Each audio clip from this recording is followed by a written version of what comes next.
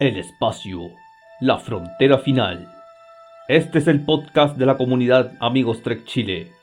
Su continua misión, explorar y buscar nuevos amigos y nuevos fans, viajando con valor a donde ningún Trekkie ha ido antes.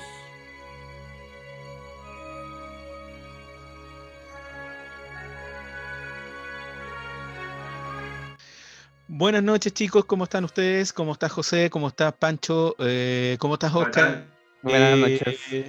Espero que hayan tenido una buena semana, ¿ya? Y buenas noches, es un gusto estar con ustedes para hablar nuevamente de nuestra amada saga, como dices tú, José. Y Pancho, José, los invito a que saludemos a nuestro invitado, a Oscar. ¿Cómo estás, Oscar? ¿Qué tal, Oscar? Bienvenido. ¿Cómo estás? Gracias. Oscar, para todos los que no saben, digamos, es nuevo en el grupo, ¿ya? Y nos alegra que esté con nosotros. Nos gustaría que hablaras de ti, digamos, hablar primero también, digamos, de a qué te dedicas y desde cuándo eres amante también de la saga de Star Trek. Bueno, soy ingeniero civil químico de profesión, asesor de prevención de riesgo y he hecho estas publicaciones en temas, digamos, científicos. De hecho ayer, digamos, les conté, digamos, en el grupo que estuve tomándome fotos de un tema porque hice una publicación en temas de ambiente, por todo este tema del hidrógeno verde, y como grupo, digamos, haciendo una publicación de ese tema, así que fue súper entretenido, digamos, ese tema, digamos. Y de la saga propiamente tal, desde los 4 o 5 años que tengo a mi familia, por decirlo de cierta manera, traumada por el tema, digamos, que veo, digamos, la serie desde dicha edad, digamos, eh, que empecé, digamos, con la serie clásica y ahora eh, con la que no le gusta mucho, digamos, a los fanáticos, digamos, que es previamente tal, eh, Discovery, Picard, y así sucesivamente, digamos. Tengo mi opinión, digamos, de cada una de las series respectivamente, o sea, todos tenemos nuestras predilectas, digamos, en escala, así sucesivamente. Aquí estoy, digamos, para hablar, digamos, de todos los temas, digamos, que estimen, digamos, convenientes. Perfecto. Oye, ¿y cuál es tu serie más preferida, la que tú la que sigues con más pasión, por así decirlo? ¿Cuál de todas? La de Star Trek. La que nunca me canso de ver, evidentemente, es la serie clásica. Después, obviamente, viene Voyager por todo el tema, digamos. Bueno, Voyager junto a Nueva Generación por todo el tema, digamos, que como raza, me encantan los Borgs, todo el tema, digamos, del desarrollo, digamos, como este cruce, digamos, de toda esta mente colmena junto con todo el tema, digamos, tecnológico y al mismo tiempo con todo el tema, digamos, que a la vez es enfermedad y a la vez no lo es y a la vez eh, todo, digamos, todo, digamos, el tema de comunicación, digamos, de comunicación que tienen los Borgs y que como se va trastocando, digamos, en la serie, digamos, probablemente tal, es sumamente potente, digamos, hasta llegar, digamos, obviamente en Voyager con el personaje, digamos, amado por muchos, odiado por un pequeño grupo, digamos, que es 7 de 9. Y ahí, digamos, Bueno, por lo que hemos comentado, de como lo que hemos Yo no la hablado, en odio. realidad una de las personajes que más te gusta es 7 de 9. ¿para qué lo ¿A, voy a decir que no? Sí, a sí. quién, a quién no? Po? Sí. ¿A quién no? ¿A quién no? Es como que Eh, bueno, chicos, y hoy día vamos a hablar de dos temas importantes y apasionados, digamos, que nos apasiona en realidad. Uno de los temas es la tripulación de DS9, que según tengo entendido, si primera corrígeme si me parte. equivoco, José, vamos a hablar la primera parte hoy día Primera parte. de la tripulación. Y vamos a hablar también de un tema de ciencia, porque Star Trek no solamente es ciencia ficción, sino que también es ciencia, ¿ya? Ciencia real. Ciencia Así real. De es. hecho, muchos capítulos en realidad toman en cuenta lo que es la ciencia real o las teorías reales, digamos, y lo transforman en capítulos, por así decirlo. ¿ya? Es el tema que vamos a hablar también nosotros y que va a hablar Pancho es acerca de la terraformación. Así es. En su momento ya le vamos a preguntar, o ya él va a hablar acerca de qué es terraformación, porque quizás algunos no sepan lo que es terraformación, terraformar. Así que empezamos con José. Démosle nomás. Démosle nomás. Ya tienes el poder, José. Como decía alguien por ahí de Ya una tengo serie el que poder. empezó hace poco. Exacto. Ya tengo el poder. Bueno, por mientras que aparece... ¿Se ve o no? A ver. Sí, se ve. Yo lo estoy viendo, todavía no, pero está en eso. Yo lo veo. Yo lo veo perfecto. Yo lo veo A perfecto. ver, ahí está, perdón, mi computador. A ver cómo. Ya, por mientras que José, digamos, empieza. A ver, sí. Bueno, tenemos nosotros a DS9. Ok. Perdón, Ahí está. Ya. Ya. José, antes de partir, ve ahí al final. Perdón, es que mi ojo está. Ya sí te caché. Volvimos a clases presenciales y mi ojo se puso experto otra vez. Sí, Bueno, por mientras que José empieza, vamos a hablar nosotros acerca de DS9, ya, de Deep Space 9, una serie de televisión de Star Trek que principalmente, a ver, estábamos acostumbrados nosotros, digamos, series que tenían que ver con la exploración, ya, con una Exacto. nave que viaja a través del espacio, digamos, y que explora. Bueno, DS9 ya no tiene que ver con eso. DS9, digamos, todo lo contrario. era todo lo contrario, digamos, y era también, o sea, una serie que es considerada como una de las series, como una de las series más oscuras de Star Trek, por así decirlo. Es que si tú pensáis bien, ese no es la menos Star Trek que hay. Porque la palabra Star Trek significa viajar, trasladarse, Así ¿cachai? es. Y la que menos se traslada es ese 9. Así que Así es. Claro, puede decirse que en esta de ocasión las series, viajan a la estación. claro, de la serie más Star Trek y la menos Star Trek. Y de hecho el prototipo de capitán es el menos Star Trek de todos los Exacto. capitanes, digamos, de la flota. Y sin Exacto. embargo, tengo entendido que fue una de las series más longevas de Star Trek, de la franquicia hasta el momento. Es que hay que pensar una cosa, hay que pensar una cosa, que DS9 se realizó después de la muerte de Gene Roddenberry. Y Gene Roddenberry tenía, como iba a decirse entre comillas, como una cláusula, ¿cachai? Que no podía salirse los parámetros. Las series que venían de Star Trek no podían salirse de un parámetro, que es como de la serie original. Ya después de la muerte de Gene Roddenberry, porque murió en el transcurso que estaba The Next Generation, de DS9, puede decirse que, claro, tienen más libertad de hacer lo que quieran los escritores, los productores, todo, porque no tenían ese freno, ¿sí? Claro. No estaba Gene Roddenberry ahí diciendo no se puede hacer eso, no se puede hacer eso, ¿sí? Por eso es que después de la muerte de Gene Roddenberry cambiaron mucho lo que es el sentido de Star Trek, si lo piensan bien, o sea, DS9 sobre todo, o sea, voy a ir más Star Trek porque es una exploración, ¿sí? Porque se van a la punta se van a la punta, a la loma de la galaxia, pero es más exploración, ¿cachai? Pero esta no, pues este es una base estelar, ¿cachai? Es como muy parecido, como una onda, como otra serie que se llama por ahí, Babylon 5, que también es de la misma época, que también es una base estelar, ¿cachai? Y sabe las cosas que pasaban ahí en la base, pero nada más.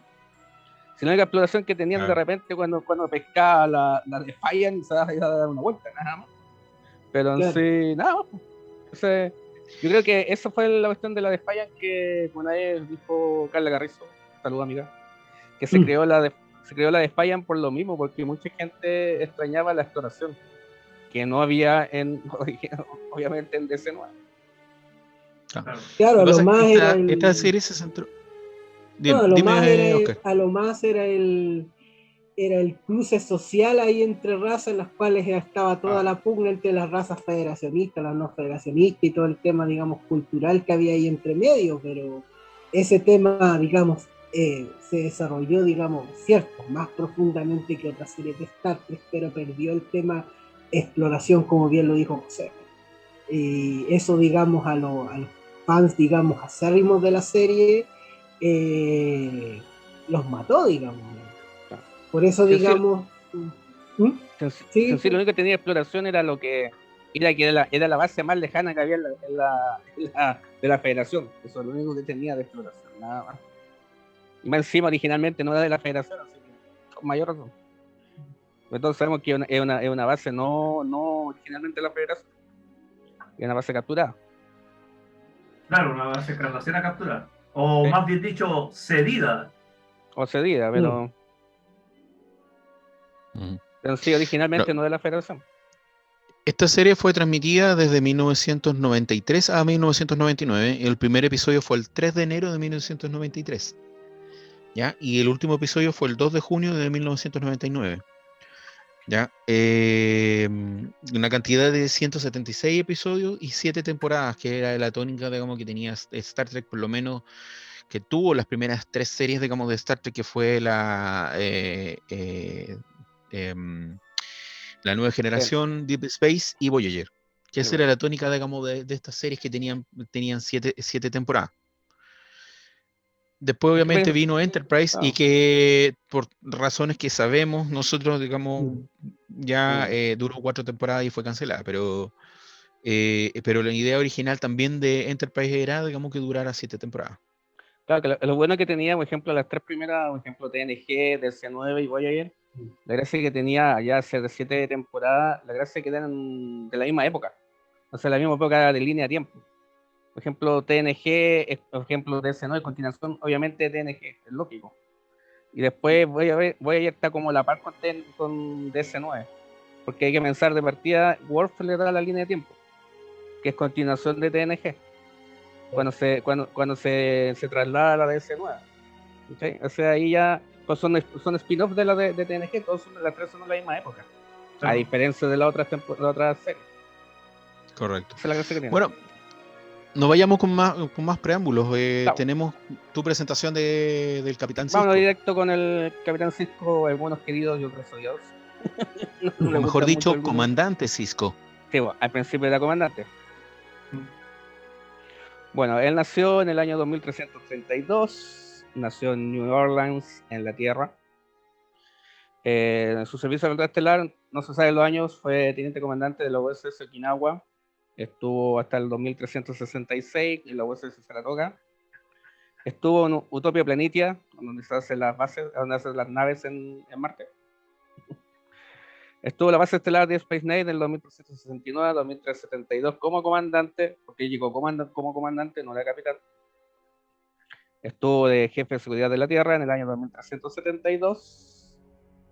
Capitán de la Space Nine del 2372 hasta 2376. Y su estado se perdió en el año 2376. ¿Y a dónde fue para? Se perdió. En realidad está junto con los profetas, que son criaturas que están dentro del agujero gusano, por eso es lo que habitan en el agujero gusano.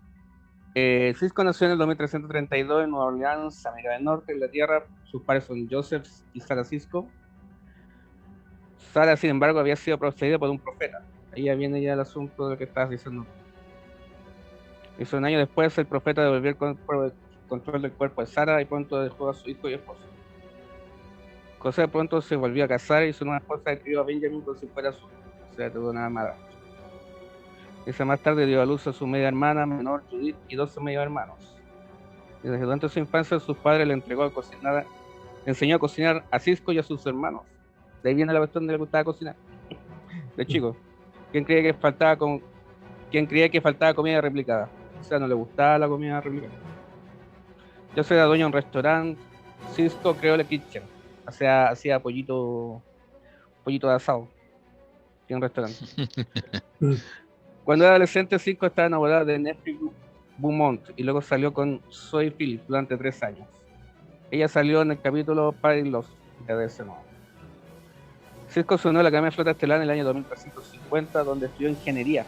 No fue de comandancia. Durante su primera semana allí sintió nostalgia por el lugar donde viajaba de regreso a Nueva Orleans todas las noches para cenar con su familia, pero finalmente superó su nostalgia. Le echaba de menos la casa. Dice, se mencionaron al menos 2 referencias más que datan del tiempo total de Sisko en la Flota Estelar. Primero, en Defiant, él habló con su día del Commander y Andrew en contra de 20 años de entrenamiento de la flota estelar.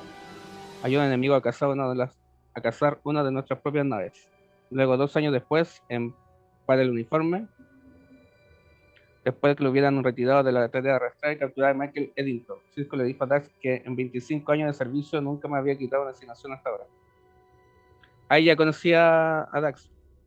Acuérdense de que Dax, que hace más adelante, ya conocía a Sisko de antes que fuera Yatsia, Dax. Tenían historia previa. Más Exacto. bien el Él simbionte conocía a tenía historia Coulson. previa. Eso. A Dax. Y claro, conocía a Coulson Dax. Exacto. Sisko también se convirtió en el capitán de su equipo de lucha en la academia en el 2351. Estaba la lucha libre. Una vez desafió a un vulcano solo a un partido después de unos tragos en Launching Pad. Ya afectado por el alcohol en contra de su oponente 3 veces más fuerte que él, perdió, fue humillado y estuvo resentido por solo durante décadas.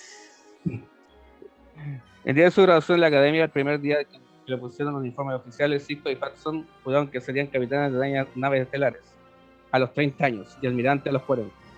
Buena, pues. Kirk. Sisko de hecho no alcanzó el rango de capitán hasta los 39 años, el mismo año que también se convirtió en comandante de una nave estelar.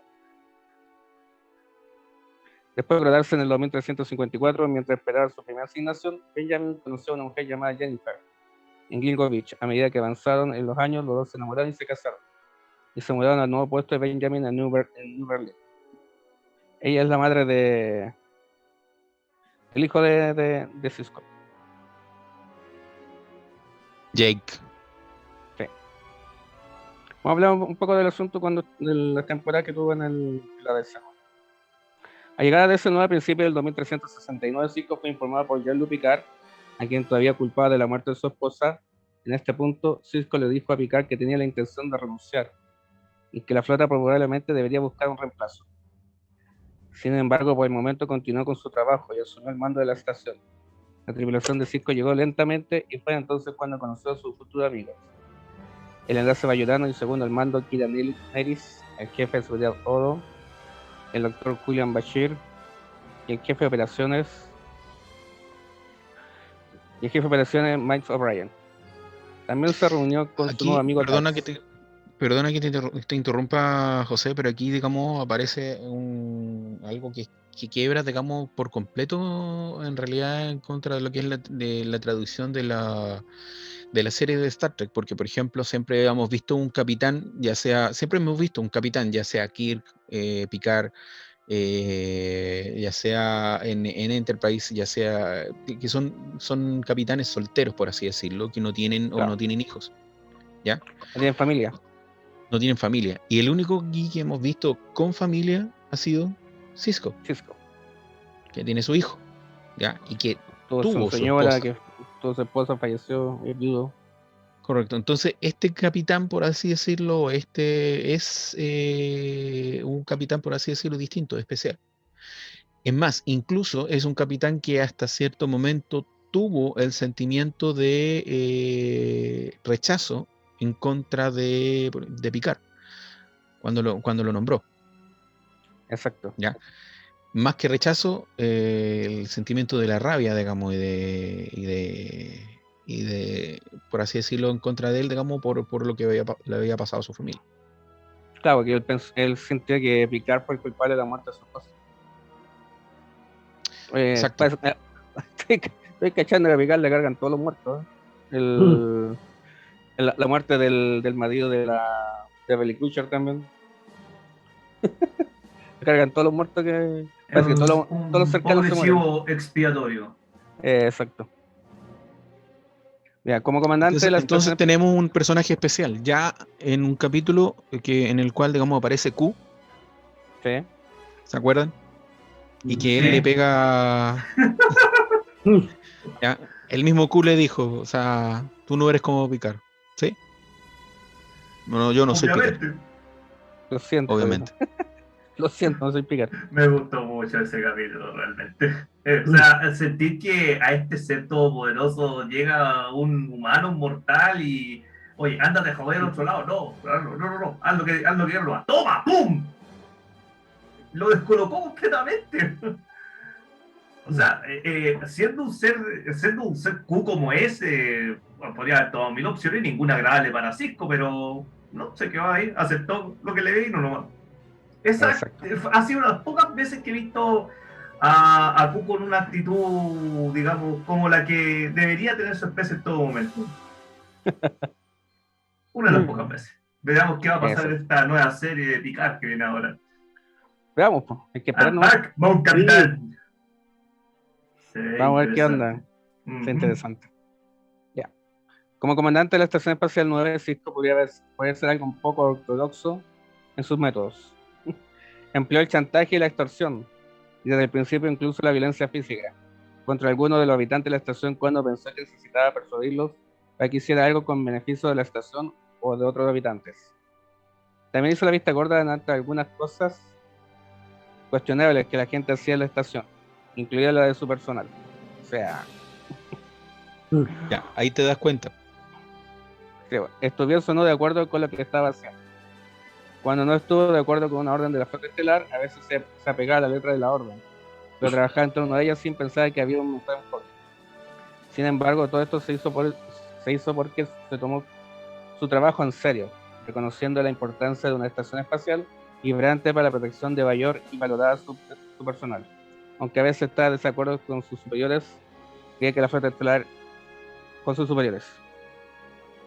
Imagínate que para poder obtener, digamos, su cometido, por ejemplo, cuando estaban en la guerra con el dominio, ¿ya? Necesitaban que los romulanos se aliaran con la Federación y para poder, digamos, combatir en contra del dominio, los cardassianos y los Breen, ¿ya? Y se alió ¿se acuerdan de ese capítulo? Se alió con Garak, ¿ya? Sí. Falsificaron ¿cómo Una no me acuerdo cómo se grabación. llama? Una grabación. Una grabación, Otra claro, la grabación. falsificaron, Sí. ¿ya? Y el romulano se dio cuenta de que era una falsificación. Sí. Pero sin embargo, el romulano, digamos, cuando se fue, la nave donde iba explotó. Más bien, la estallaron. Explotaron. La estallaron. Explotaron. Y él Y mismo se dijo, puedo vivir con eso. O sea, se quedó callado. Porque sabía que lo que había ocurrido, digamos, y se quedó callado. Se quedó callado, ¿por qué? Porque eso le favoreció a ellos. Porque obviamente los romulanos encontraron la grabación, obviamente para ellos el daño que había sufrido la grabación era, o sea, perdón, lo que probaba que era una falsificación, ellos creyeron que había sido por el daño de la explosión y finalmente se aliaron con la Federación. Exacto. Y él O se sea, quedó fue una callado. alianza en base a una mentiras. Ese capítulo fue muy especial porque colocaba esa cosa ética muy en choque. Si Cisco no lo hacía y si decía la verdad, era la condena para la Federación. Pero si se quedaba callado, estaba prácticamente como encubriendo un asesinato. ¿Qué hacía?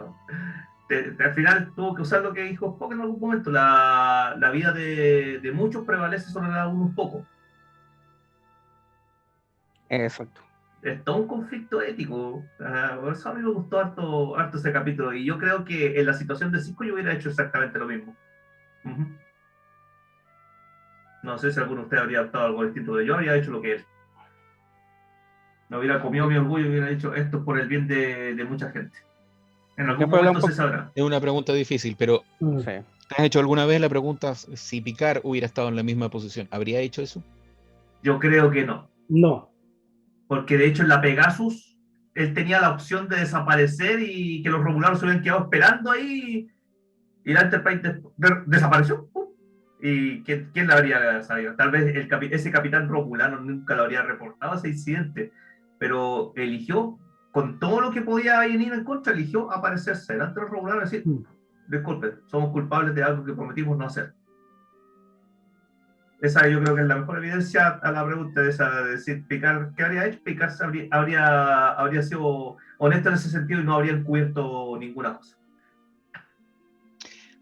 Y poniendo en cuenta otra, la capitana, Janeway, por ejemplo, ¿habría hecho lo mismo? En duda. En Yo creo que duda. habría hecho lo de Cisco. Creo. ¿O Archer habría hecho lo mismo? Yo creo que es Churchill. ¿Sabes por qué? Archer sí. Porque Archer, otra sí, época. también. Y otra época y otra situación. Archer, sí, otra época, pero Archer, digamos, si lo ponemos en perspectiva, digamos, hizo varias cosas, digamos, con la guerra de los Sindhi. Entonces podría haberlo hecho, sí. Ah, claro, recuerda que ¿Qué otra? engañó a este líder científico de los Sindhi sin matarlo, sí, pero de alguna forma lo engañó le hizo todo un engaño bien sofisticado para que le revelara la ubicación de la base. Sí, Archer era capaz de llegar más lejos. Correcto. Exacto. Bueno, sigamos Sigamos avanzando. Vamos a hablar con ya. Sigamos avanzando. Tenemos un largo para Benjamin Sisko, pero el podcast no nos alcanza. La mayor Kira Nerys. Kira. La Kira Nerys. Bueno, ella nació en el 2343 en la provincia de Takur, Nana Visitor. en Bayor. Su servicio en la flota estelar fue mayor después coronel de las milicias Bayoran, comandante primero oficial de la estación DS9, en estado activo hasta el año 2375. La historia del personaje afirma que Kira Nerys nació en el 2343 en la provincia de Takur, en Bayor, durante los 50 años de ocupación cardassiana del planeta. Fue educada en un campamento de trabajo. Su familia era miembro de la casta de artesanos. A los 12 años, Kira fue reclutada por la resistencia de Chakar, parte de un movimiento clandestino que llevaba a cabo ataques terroristas contra objetivos militares y civiles cardassianos, con el objetivo final de poner fin a la ocupación. Después de la ocupación, ella se convirtió en la segunda a bordo después del capitán Benjamin Sisko de la Estación Espacial Espacial 9, y se mantuvo allí todo el tiempo. No fue fácil para ella trabajar con Sisko, por ser un ícono de la religión Bayora, pero con el tiempo ella se convirtió en amiga de él. Ella veía que la Federación como indispensable para mantener alejados a los cardassianos, algo que se convirtió en imperativo para ella. Cuando se descubrió el agujero de gusano hacia el cuadrante Gamma, motivada por esta actitud, ella acabó con los intentos de su parte bayonana de acabar con esta alianza, destapando un vínculo que tenían algunos políticos bayonanos con los cardassianos, acabando así con esta intención a largo plazo. Cuando el dominio empezó a actuar hostilmente en el año 2370, ella se convirtió en enemiga de este estado y empezó a actuar contra él. Un año después, ella está presente cuando Odo descubre a los fundadores y se encarga que Odo vuelva otra vez al espacio profundo 9. Cuando más tarde Odo y Garak son raptados por la flota cardassiana romulana, de camino al dominio, ella acompaña a la USS Defiant para salvarlos. Oye, los romulanos siempre andan metidos aquí, andan siempre metidos en puro. Cuando los Klingons se convierten en el 2371 en una amenaza temporal, ella decide ayudar a los cardassianos contra ellos y contribuye a la salvación del gobierno civil cardassiano recién instalado. También se enseña más tarde a los cardassianos bajo Will Dukat cómo luchar como guerrilleros contra ellos para así comenzar las pérdidas que sufrieron en su lucha contra ellos. Cuando los cardassianos se unieron a Dominio en el 2372 bajo la iniciativa de Will Dukat, ella se convirtió en su enemiga y como tal fue testigo de su descenso a la locura después de su derrota durante la guerra. También fue testigo de cómo se convirtió en líder de la religión de los espíritus Par y del aumento de su peligrosidad. Con el tiempo ella fue ascendida a coronel de la milicia bayurana, y cuando se rebeló contra el dominio, ella le ayudó a luchar contra ellos con la ayuda de Garak. Gracias a su actuación, ella también consigue movilizar a la población civil de Cardassia contra el dominio, lo que contribuye a sus derrotas. Después del fin de la guerra y la desaparición de Sisko, ella tomó el control del espacio profundo 9.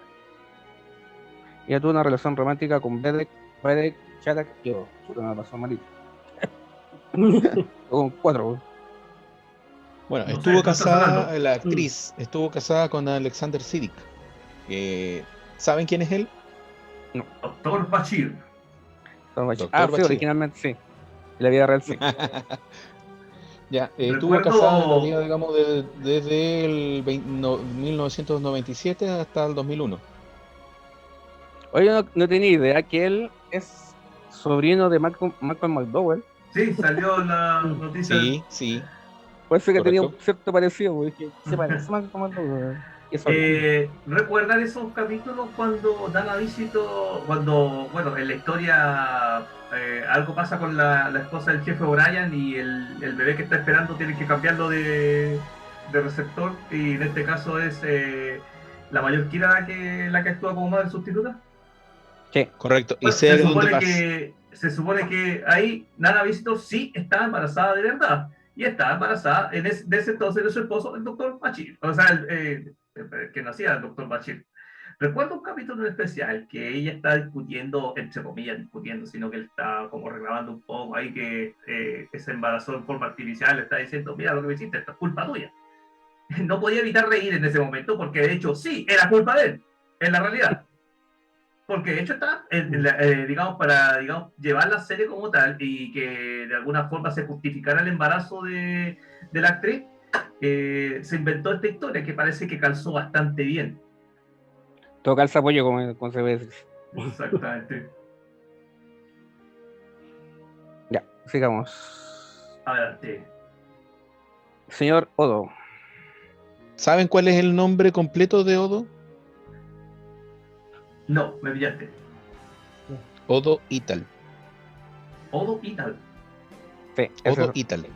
Odo Ital. Eso salió en un capítulo de S9. Odo es un cambiante, miembro de los fundadores que habitan el cuadrante Gamma. Y estos son miembros del dominio. Fue descubierto cuando un niño fue al cinturón de Denoris, cerca del planeta Bayor. Pues puede ser descubierto en el 2358, no se sabe la fecha de nacimiento. Pero bueno, fue rescatado. Es retado. Ya, estado. Ya no importa. Son letras cambiantes. Son Sí, chacarros. Sí, son caros. Pero bueno, fue rescatado, no tiene ni idea de dónde venía ni quién era. Cuando fue descubierto en el 2358, era una masa demasiado uniforme. Después de permanecer mucho tiempo en el laboratorio del Instituto Bayolano de Ciencias, toma la apariencia del científico Morapel, a quien toma como una figura paternal. Toma su nombre de la palabra bayolana Odo Ital, que significa muestra desconocida. ¿Cómo significa? ¿Qué significa? Muestra desconocida. Desconocida. Ya me acordé del Muestra capítulo. desconocida. Sí. Odo Ital. Es todo junto, Odo Ital. Llega al espacio profundo 9 en 2365 y es nombrado agente árbitro de los bayolanos. Después de un año, Gul Dukat le recomienda la solución de un asesinato en la estación. Le encomienda. Kira Nerys fue sospechosa en este caso. Gul Dukat queda impresionado por la labor de Odo y lo nombra jefe de seguridad. Mantiene su forma humana cuando trabaja en la estación, pero vuelve a su total forma viscosa cada 18 horas. Es como una ameba, ¿no? A mí me asombraba mucho que es la cantidad de líquido que era Odo que había dentro de ese receptáculo tan pequeño. Yo me imaginé cuando veía la historia del personaje y no me acordaba esa parte de la botella hasta que vi la serie completa. Y, oye, pero esta botella es súper chica para contenerlo todo, a todo su ser. O sea, ¿qué pasa acá? Claro. O sea, digo, ¿cuánto el tipo pesará unos 80 kilos tal vez? Entonces uno piensa serán 80 litros de líquido, de lo que sea él. Y wow, y era mucho más pequeño. Era como un caso de compresión molecular que nunca se dejó ver en la serie cómo era eso posible. Un líquido altamente viscoso cuya densidad comprimiera, como dices tú, el volumen. Es que eso es lo que no me cansa, porque trato de compararlo con el agua y el agua no es compresible. Entonces, ¿cómo se comprimía todo el volumen que representaba Odo en esa porción líquida tan pequeña? No, es que parecía un líquido tipo gel coloidal, a mi parecer. Sí, pero aún así era. No, o sea, gel coloidal. Sí, se notaba con cierta integridad, o sea, era como una gelatina bastante líquida. Pero aún así, la cantidad de volumen que representaba, algo no me cuadraba. Sí, a mí tampoco me cuadraba, pero era como la única explicación que podría... Es ciencia ficción, pues. Eso sí, hasta que terminas aceptando que es ciencia ficción y... Chicos, un hechicero lo hizo. Claro. Ya. Confiesa por primera vez sus temores y dramas a Luciana Troy, la madre de la consejera Diana Troy, en el 2369 cuando quedan encerrados en el ascensor. Y Luciana también le confiesa que utilizaba peluca. Empieza por estos tiempos su primer acercamiento romántico con Kira Nerys, pero no lo concreta hasta más tarde. Pero a pesar de esto rechaza sus sentimientos y se casa con Luxana en el 2372. O sea, fue el padrastro de Diana. Ideal, claro. Este casamiento fue por conveniencia, Lo puesto que que no toda la puede, ayuda... lo que no puede ¿Qué? hacer él es imitar por completo, eso sí, la figura humana, porque por eso, digamos, mantiene esa cara así. Exacto. No podía imitar por completo las facciones humanas. No, porque por lo mismo... No así sus otros congéneres cuando estaban en la guerra del dominio, porque ellos podían incluso imitar, y en un cierto momento imitaron hasta, me parece que imitaron a Martok, o no, imitaron a Emperador. Se habían camuflado de otro personaje humano, pero el camuflaje, digamos, la adecuación resultó bastante convincente. No era como Odo, era mucho más detallado. Entonces, a simple vista era imposible distinguirlo de un humano normal. Claro.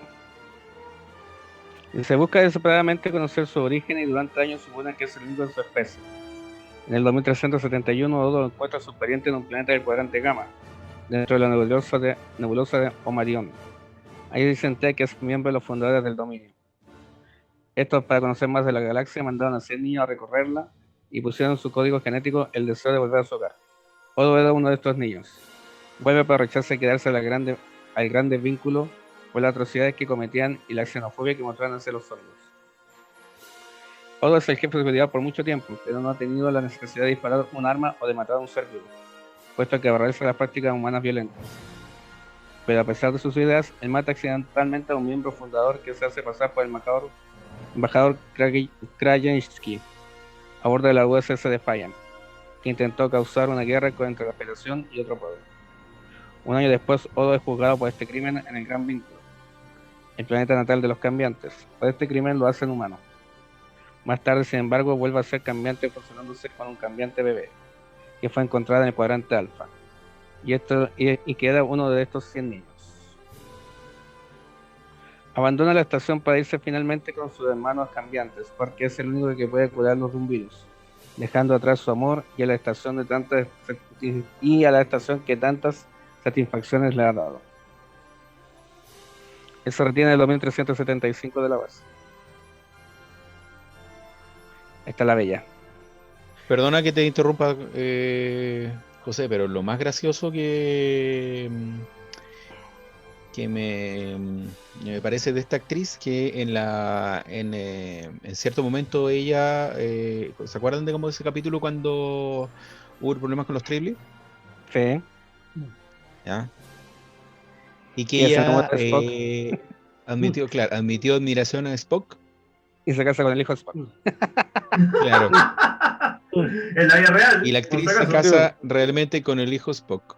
con el hijo Sí, de Leonard Nimoy, tengo que decir, porque Con el hijo de Leonard Nimoy. Sí. Sí, es que cuando se dice el hijo de Spock, o sea, cualquiera que lo esté escuchando ahora pensaría que Spock tuvo hijos en la serie y se casó ahí.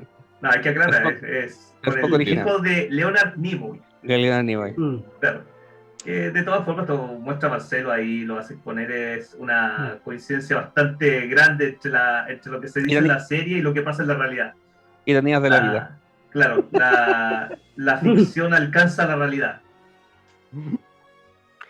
Bueno, ella nació, fecha de nacimiento, el 2341, la anfitrión, la mujer, servicio de la flota estelar, oficial científico de estación DS9.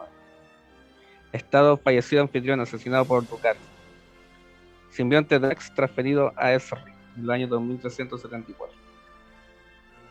Como Daxia, ella nació en el año 2341. Desde niña trabajó duro para lograr el honor de ser huésped de un simbionte, logrando ser la única en su familia en alcanzar esta distinción. Se especializó en estudios de exobiología, astrofísica, zoología y exorcología, y posee el grado de piloto 3. Fue supervisada personalmente por su anterior huésped, Curzon Dax. Al principio obstaculizaba su candidatura. Curzon muere en el año 2367 y le transfiere su simbionte, porque en ese año nace otro como tal al convertirse en el séptimo huésped de Dax. Jaxia Dax fue asignada en el año 2369 a la estación Profundo 9 la estación más lejana de la Federación, donde sirve como teniente comandante.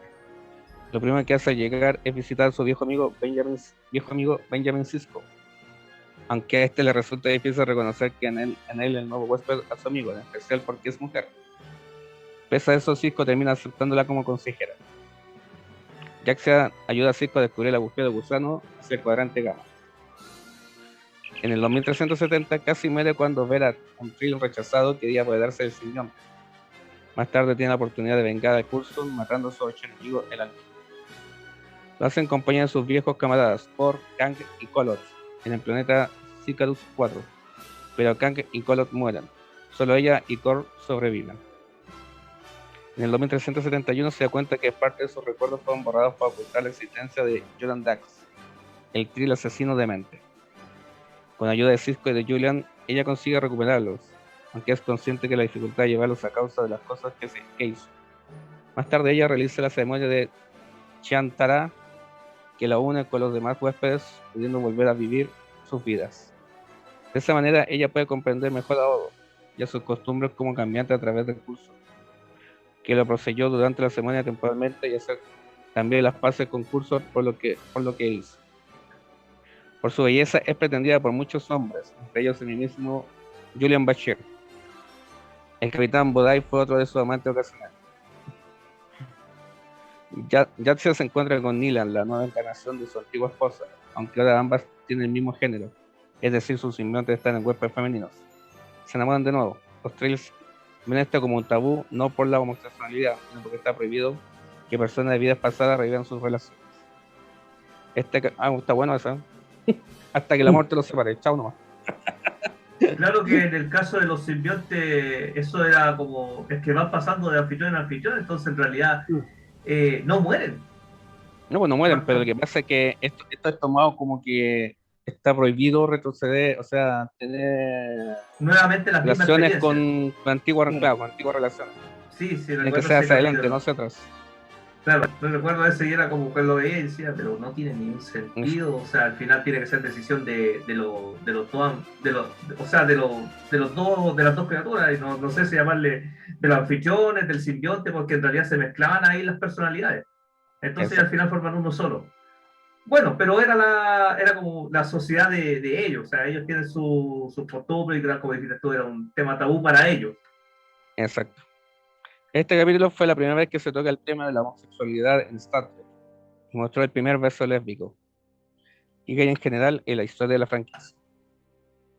En 2373 ella conoce una inusual atracción hacia el jefe de operaciones de la estación Worf. ¿Te suena? ¿Suena Worf? De quien se enamora por ser un guerrero con coraje y con el corazón de un poeta. Se casa en el 2374 después de la liberación de S9, que estuvo temporalmente bajo el control del dominio, no sin antes tener los problemas de toda pareja normal y haber tenido que estar separados durante un tiempo por la guerra. A finales del 2370. Disculpa que te interrumpa, esa forma de enamorarse la encontré, me llamaba mucho la atención.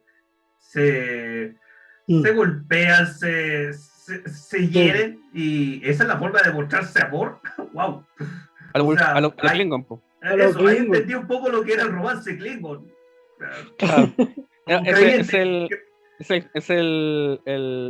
¿cómo se llama? El cortejo. Claro. Bueno, se notaba que lo conocía bastante bien. Sí, después de todo, ahí Jaxia la que se empieza a insinuar a Worf, como que en este caso era como más, o sea, si lo veía, trataba de ignorarlo hasta que ya se hizo obvio. Obvio. A finales de 2374 tenía planes de tener un bebé con Worf, pero muere poco tiempo después en el espacio profundo 9, a manos del cardassiano Gul Dukat, que estaba poseído por los espíritus Pag, los enemigos de los profetas bayoranos, los cuales fueron allí para atacarlos. No se puede hacer nada para salvar a Daxia, pues se puede salvar al simbionte y transportarlo, aunque en estado crítico, a Trill. Sin embargo, a punto de morir, y al no llegar a tiempo allí, se le implantó la única Trill de la nave que lo transportaba. Esa Trill se llama Esri Dax. Esri Dax, sí. Sí. Y ahí estaríamos. Esta es la primera parte de la tripulación. Bueno, se supone que en la segunda parte vendrá Julian Bashir, Sí. El jefe Vendrá- O'Brien. vendrá O'Brien, Sí. que dato curioso, O'Brien, a ver, estuvo, creo que estuvo en TNG al principio, Sí. al final también. Era el jefe de teletransportación. Sí, pero parece que estuvo en el principio, en el primer capítulo, también estuvo al final. Sí. Hubo Y un momento que estuvo, fue navegante de la Enterprise. sí, y estuvo también en DS9. Sí. No, no fue el navegante, fue el timonel. Porque el navegante es Data. Claro. Y también lo nombraron en The Lower Decks como el mejor miembro de la tripulación, el más importante que ha existido. Que sería una estatua. Claro. Ya, Bueno, pues, chicos, chicos, esa parte yo.